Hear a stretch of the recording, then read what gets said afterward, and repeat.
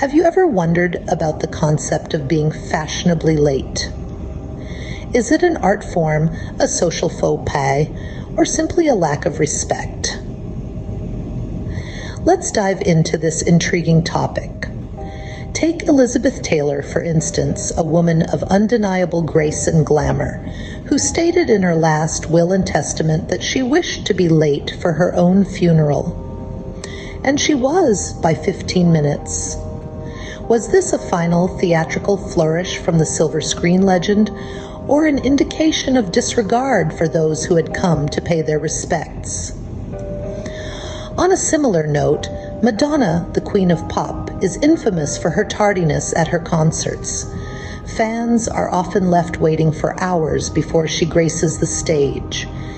Is this a calculated move to heighten anticipation, or simply a sign of disregard for her audience? It's interesting to note that in Oxford, England, being 5 minutes late is humorously referred to as running on Oxford time. However, beyond the 5-minute mark, this leniency quickly turns to annoyance. Lateness, especially at formal events, signals a lack of respect and consideration for others. It subtly communicates that one's own time is more valuable than that of others. Some people, however, are perpetually late.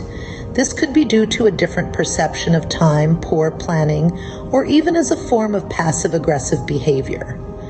Regardless of the reasons, chronic lateness can undermine one's character and strain relationships. But fear not. There is an 8-minute grace period that is generally accepted. This brief respite allows hosts to gather their thoughts before their guests arrive. Anything beyond this, and you're treading on thin ice. So what can one do to avoid being late?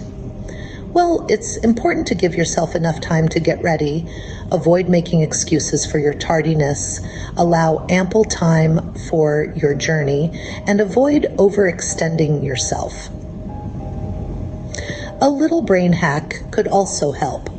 Motivate yourself to be on time and trick your brain into forming punctual habits. To summarize, being fashionably late is a concept that's open to interpretation. While some might see it as a strategy to make a grand entrance, others might view it as a lack of respect and consideration. Ultimately, the impact of lateness depends on the specific context and the individuals involved. So, the next time you're running late, remember, beyond 8 minutes, you're not fashionably late, you're just late. And as for making a grand entrance, arrive on time with poise and elegance. Now that's truly fashionable.